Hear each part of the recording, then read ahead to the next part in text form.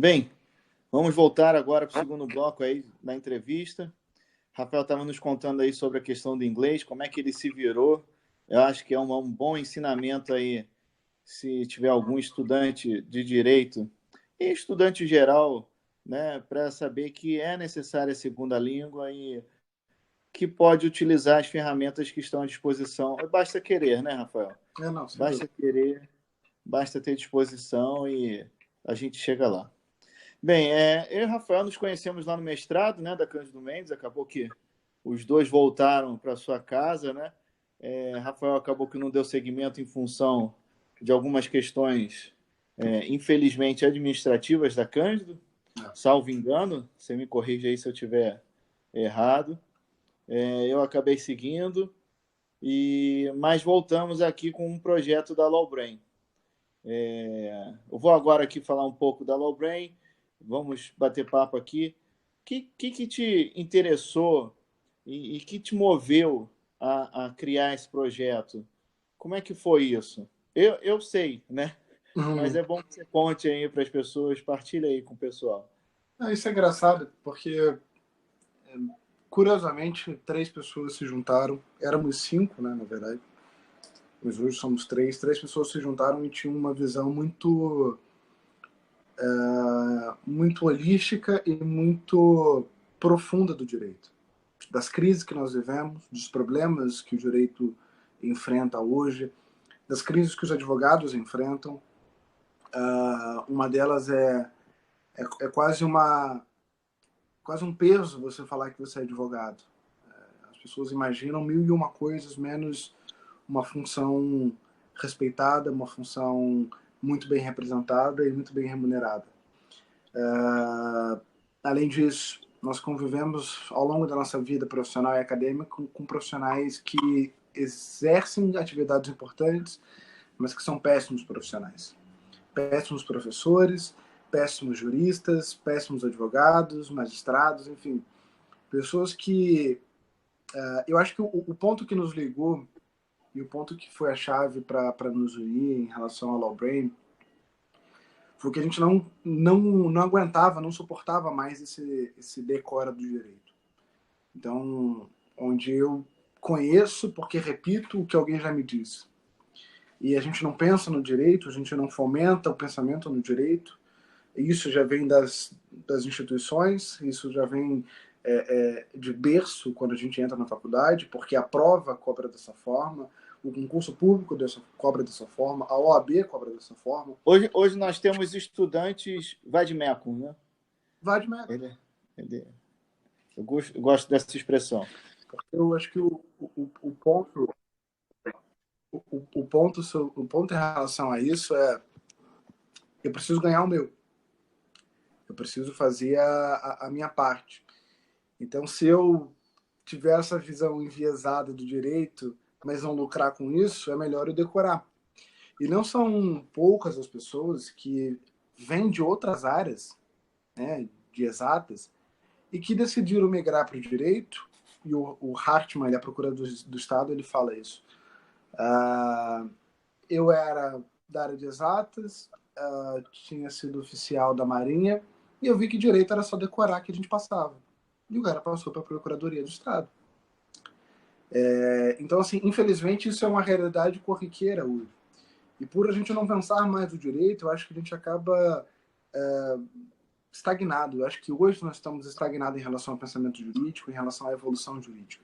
Então, a Lawbrain, para mim, ele é um desafogo em relação a tudo isso que a gente pode construir em relação ao direito, mas, acima de tudo, um espaço dialógico.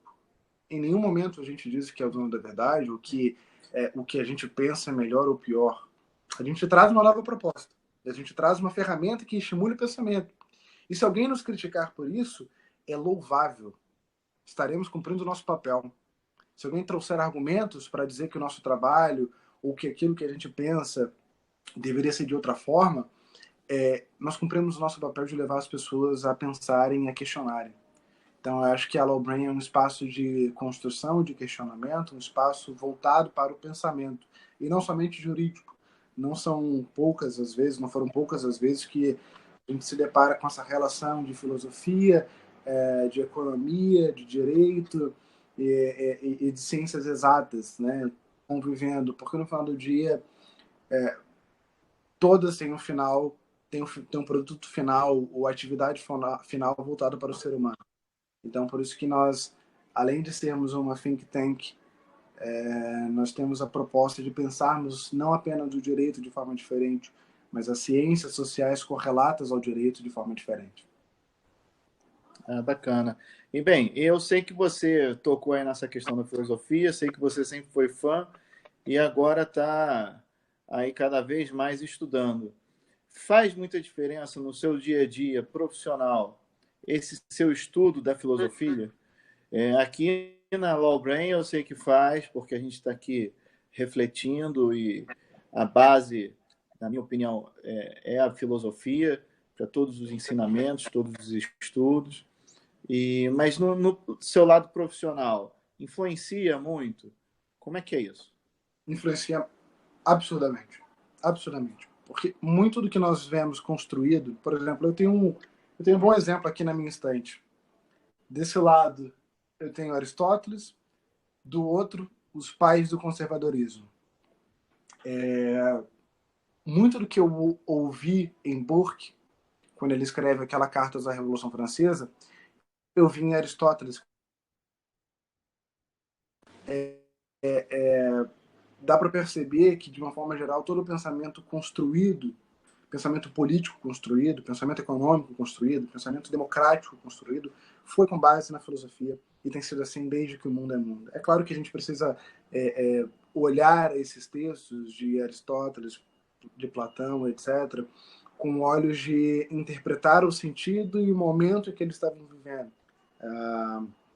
Mas isso acaba abrindo a nossa mente para questões abstratas que a gente precisa pensar para refletir questões concretas. Então, quando eu penso questões concretas a partir delas mesmas, eu começo a repetir o que alguém já me disse. Eu não construo nada disso. Mas quando eu tenho uma base abstrata, filosófica, que me propicia pensar o ser humano, pensar a atividade da mente, pensar o comportamento humano, eu já começo a trazer novas dimensões. Eu vou dar um exemplo concreto para não ficar muito abstrato e achar que eu estou falando coisas desconexas. Quando eu comecei a estudar a Vera, filosofia, não apenas porque o meu objetivo hoje é entrar no mestrado em filosofia na UF, eu passei a enxergar e a ter uma visão holística de boa parte daquilo que nós consideramos exclusivamente jurídicas. Então pega, por exemplo, o sistema penitenciário brasileiro. Hoje você tem uma esquerda que diz solta, porque o sistema piora, e uma direita que diz ou mata ou deixa trancafiado, apodrecendo até a morte. E aí você pergunta, pô, mas quem está certo e quem está errado? Não foram poucas as vezes que nós tomamos pauladas por nos colocarmos numa posição de que nem direita nem esquerda estão certos, muito pelo contrário, ambos estão absolutamente errados em relação a isso. E aí quando você começa a estudar, você começa a encontrar elementos da formação do ser humano. E você começa a perceber, por exemplo, que o ser humano não é exclusivamente psicológico, não é exclusivamente químico, não é exclusivamente social, mas ele é um composto de tudo isso. E quando a gente pensa no sistema penitenciário brasileiro, a gente precisa dar passos atrás e retornar para a origem desse problema. A origem desse problema é uma origem psicológica, neurológica, comportamental. Então, quando a gente fala de educação voltada para a construção do ser humano, é justamente pensando, e meu quadro aqui, que eu faço as anotações, não me deixa mentir, as pesquisas mostram que determinadas células, determinadas enzimas, determinados neurotransmissores são fundamentais para o comportamento humano.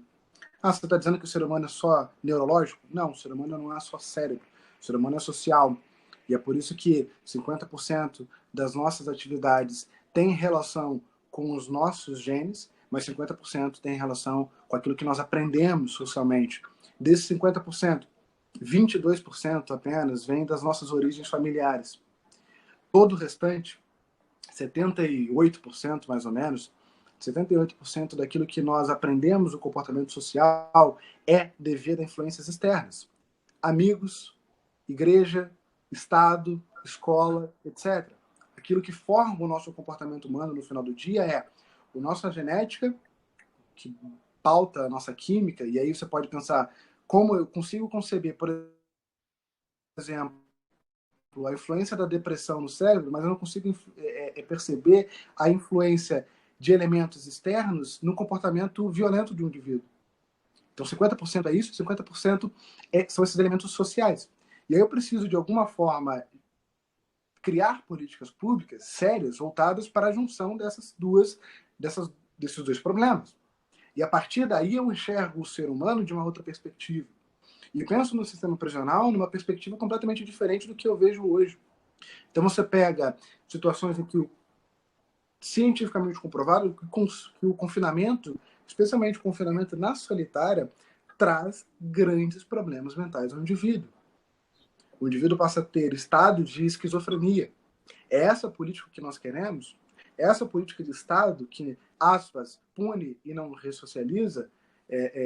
De outra forma, queremos soltar pessoas depois dessa trágica passagem pelo sistema penitenciário brasileiro? Enfim, eu só consigo ter essa visão holística quando eu mergulho na filosofia, quando eu mergulho nas outras ciências, e eu passo a enxergar o ser humano de uma forma completamente diferente daquilo que eu leio na Globo.com, daquilo que eu leio nos jornais.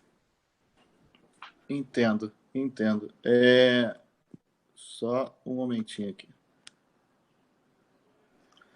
Pois, então, entendo. A filosofia, eu acredito que ela é a base de tudo e faz com que as pessoas efetivamente enxerguem o mundo com outros olhos. Você tocou na questão da política, não de forma tão profunda, mas comentou aí. Eu vou pegar a palavra para fazer a próxima pergunta.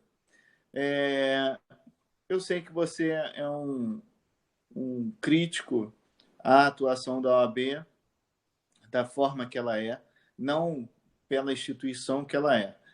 Né? Ela hoje é uma instituição um tanto pálida, né? Que passa despercebido ou percebido no momento que interessa a quem está no comando.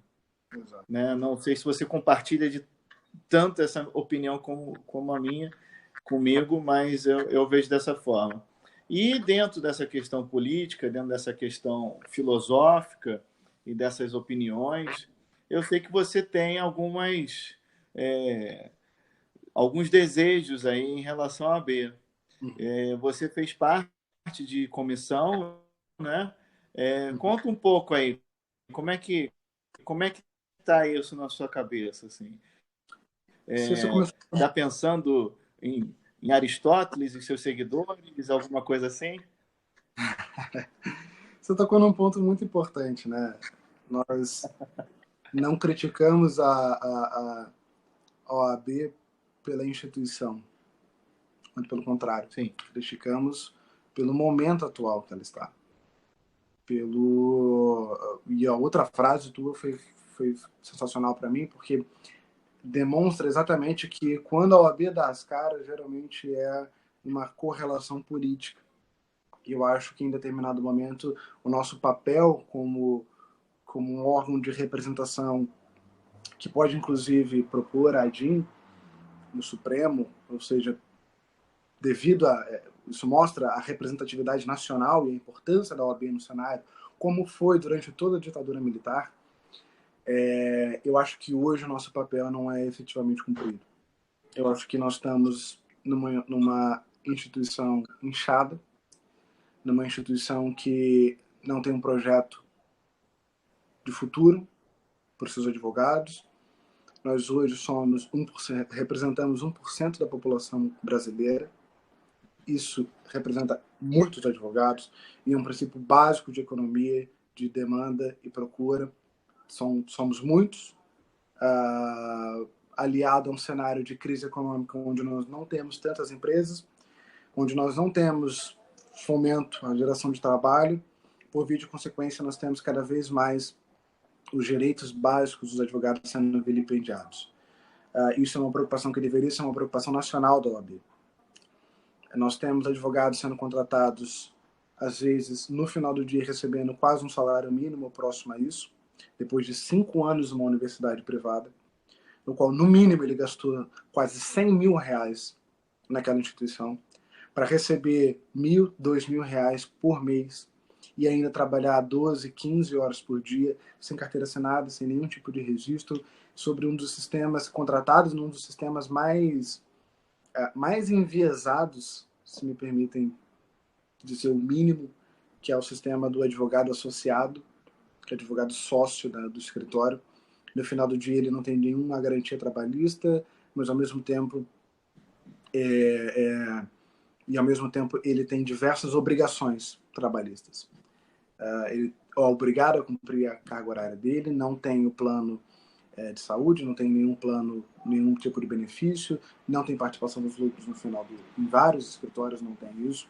Ou seja, o que me mostra é que na grande maioria dos escritórios do país nós temos uma grande deficiência de fiscalização, controle em relação aos escritórios, e aí a OAB tinha um papel fundamental nesse ponto. Além disso, pouco nós produzimos efetivamente como instituição pensante do direito que deveria ser a OAB, do direito, da política e da sociedade de uma forma geral. Nós produzimos relativamente poucos eventos, mas alguns bons eventos, mas poucos desses eventos têm uma aplicabilidade, uma densidade prática na sociedade. Então, os eventos são muito mais para promover pessoas, promover determinadas categorias, promover alguns debates até, mas é como um TCC vazio, é como algo que não sai da prateleira, que não tem um encontro com a sociedade. E o que hoje nós precisamos de uma OAB é uma OAB que dialogue com a sociedade e, acima de tudo, dialogue com os advogados. Não é possível que nós continuemos a deixar advogados que têm que sujeitar a viver com R$ 35 por diligência ou por audiência que ele vai fazer. Não é possível que continuemos a deixar esse tratamento díspare dos magistrados e procuradores em relação aos advogados. Então, quando você fala da minha relação com a OAB, é uma relação mais de ser alguém que está do lado de fora e que não tem os vícios e que consegue enxergar porque vivi isso. Quando eu critico o sistema, não é a crítica do sistema pelo sistema, mas é porque eu vivi muito do que os advogados estão passando, muito de você se sentir inferior, de você e aí você convive com outro lado da moeda, que é você conviver com pessoas nos Estados Unidos, na Inglaterra, que ele vê o papel do advogado como uau, você trabalha na corte. Eu me lembro que uma amiga minha americana, ela falou isso quando descobriu que eu era advogado. Uau, você trabalha na corte. Que sensacional, sabe? Que honra. E eu falei para ela, olha, no Brasil não é assim, no Brasil não é uma honra, no Brasil não é algo que nos traz prazer ou alegria. É algo que no final do dia a gente usa para sobreviver, para ser o nosso ganha-pão. Então não é a crítica do sistema pelo sistema, é a crítica de alguém que está de fora e enxerga de forma diferente problemas críticos. E isso nos mostra a necessidade de nós termos um processo concreto de renovo dessas instituições. Quando a gente vê pessoas das mais variadas classes sociais ingressando na política com a capacidade de fazer, e aí eu sempre trago o exemplo do Obama, origem humilde, mas com uma capacidade acadêmica e pensante fantástica, propondo mudanças, etc. Eu acho que a OAB precisa desse momento. Hoje, se eu tivesse a oportunidade de concorrer à presidência estadual, eu faria, sem dúvidas nenhuma, porque enxergo a oportunidade de trazer mudanças. E me enxergo como um player fora desse segmento que vem de berço, que vem de tradições familiares, etc. E eu acho que a última pergunta que você fez em relação às comissões, eu acho que, novamente, produzimos muito pouco. Temos excelentes comissões com excelentes temáticas com amplitude, com aplicabilidade social, econômica, política, jurídica extremamente positiva, mas ao mesmo tempo que produz absolutamente aquém do que deveria. Então, não são poucas as comissões que estão apenas no nome, né? Mas não produzem efetivamente nada de concreto. Eu, felizmente, faço parte de uma grande comissão, que é a Comissão de Direito Econômico da OAB Rio, com o presidente da comissão o Leonardo Viseu, um grande profissional, um grande amigo, acima de tudo, com outros grandes profissionais que compõem aquela comissão. E eu ainda assim enxergo que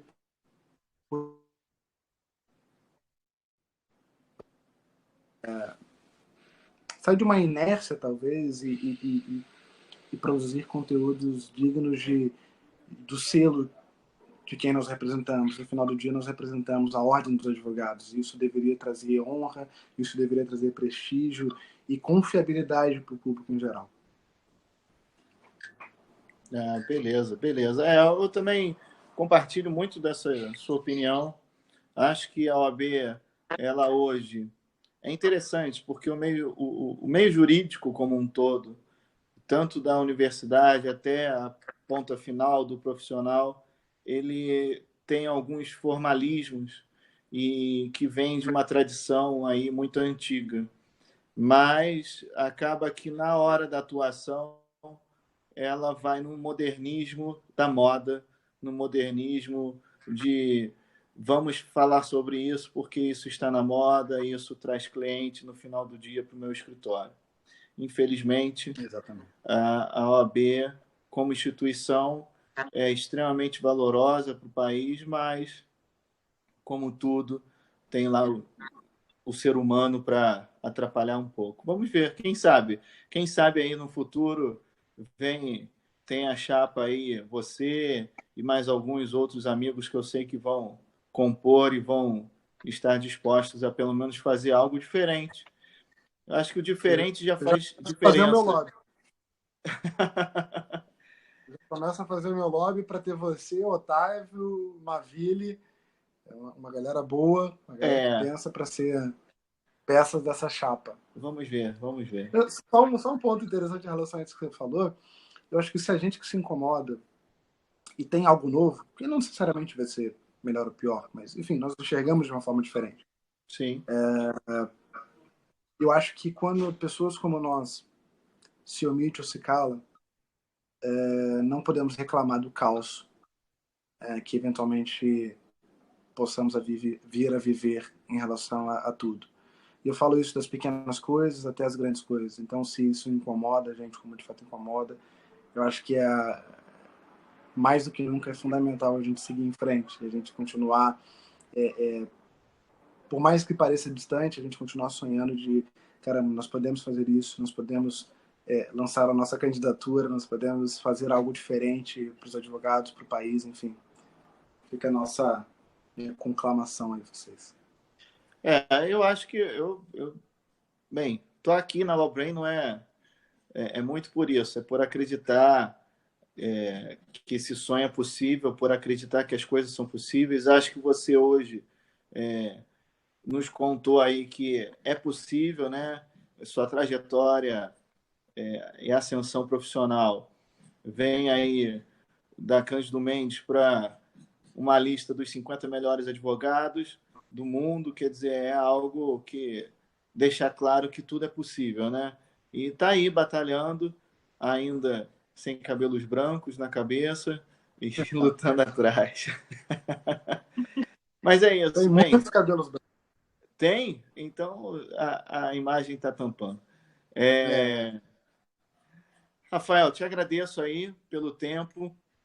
Vamos ver se... Com certeza ainda tem os próximos programas, ainda vamos bater papo, ainda vamos ouvir suas opiniões, suas ideias. E é isso. Obrigado, boa tarde, bom dia ainda e vamos em frente. Vamos em frente. Obrigado, Wagner. Abraço, pessoal. Acompanha a gente. Tchau, tchau.